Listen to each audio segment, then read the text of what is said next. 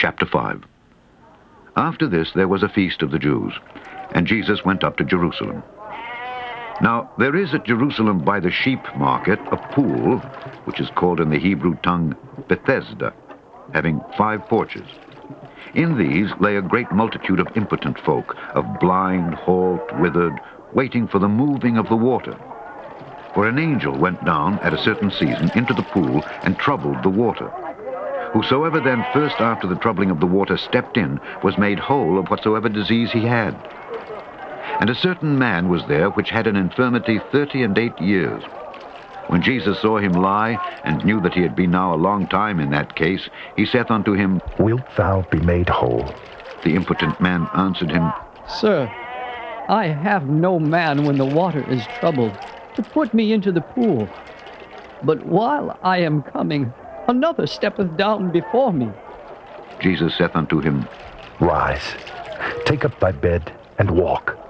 And immediately the man was made whole, and took up his bed and walked.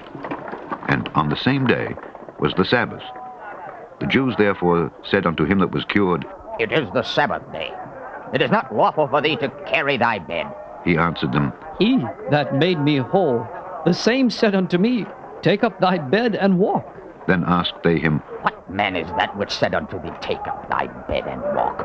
And he that was healed wist not who it was, for Jesus had conveyed himself away, a multitude being in that place.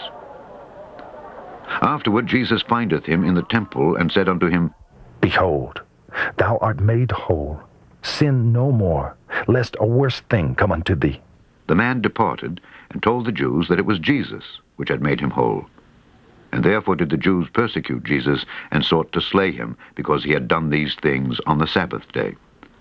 But Jesus answered them, My Father worketh hitherto, and I work. Therefore the Jews sought the more to kill him, because he not only had broken the Sabbath, but said also that God was his Father, making himself equal with God. Then answered Jesus and said unto them, Verily, verily, I say unto you, the Son can do nothing of himself, but what he seeth the Father do. For what things soever he doeth, these also doeth the Son likewise. For the Father loveth the Son, and showeth him all things that himself doeth. And he will show him greater works than these, that ye may marvel. For as the Father raiseth up the dead, and quickeneth them, even so the Son quickeneth whom he will. For the Father judgeth no man, but hath committed all judgment unto the Son, that all men should honor the Son, even as they honor the Father. He that honoreth not the Son honoreth not the Father which hath sent him. Verily, verily, I say unto you, he that heareth my word, and believeth on him that sent me, hath everlasting life, and shall not come into condemnation, but is passed from death unto life. Verily, verily, I say unto you, the hour is coming, and now is, when the dead shall hear the voice of the Son of God, and they that hear shall live. For as the Father hath life in himself, so hath he given to the Son to have life in himself, and hath given him authority to execute judgment also, because he is the Son of Man.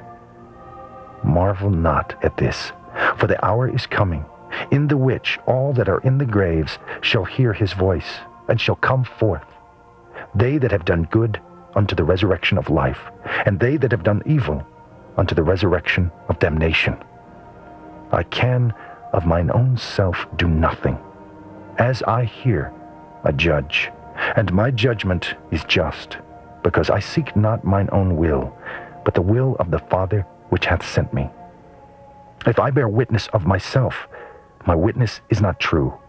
There is another that beareth witness of me, and I know that the witness which he witnesseth of me is true. Ye sent unto John, and he bare witness unto the truth. But I receive not testimony from man. But these things I say, that ye might be saved.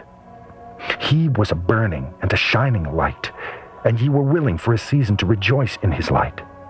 But I have greater witness than that of John.